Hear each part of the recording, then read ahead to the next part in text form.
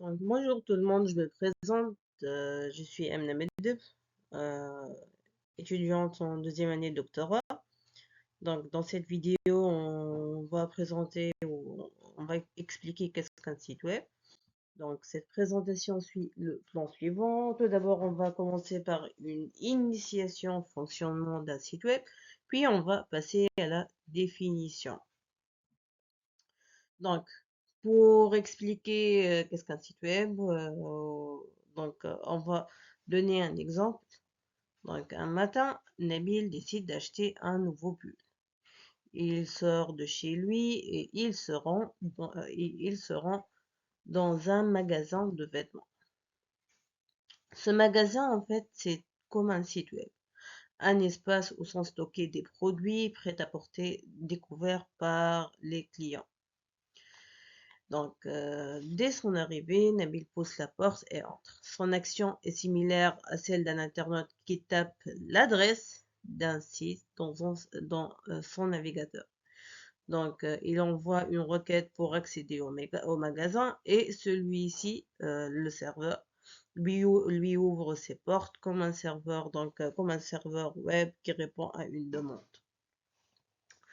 Donc, il commence à parcourir les rayons à la recherche du pull parfait.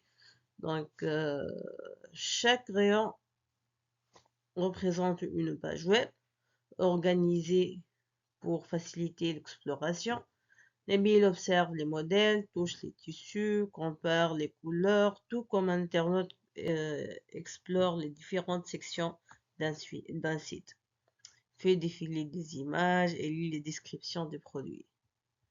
Ainsi, naviguer sur un site web, c'est comme visiter un magasin. Donc, pour visiter, il nous faut une adresse. C'est c'est le nom du domaine. Donc, et le local, en fait, c'est le serveur où sont stockés les produits ou les pages web dans notre cas dans le cas d'un site web. Donc, en fait, naviguer, c'est comme visiter un magasin, donc entrer, explorer et repartir grâce à l'interaction fluide entre le client et le serveur. Donc, un site web est en fait composé, la définition d'un site web est en fait composée de 4 composantes principales. Donc, c'est une collection de pages web. Chaque page web, chaque page peut contenir du texte, des images, des vidéos ou d'autres contenus. Donc, ces derniers sont organisés pour offrir des informations ou des services aux visiteurs. Donc, le premier élément, c'est la collection de pages web. Le deuxième élément, c'est la relation entre ces pages web-là. Donc, ces pages doivent être reliées entre elles par des liens permettant une navigation fluide d'une page à l'autre.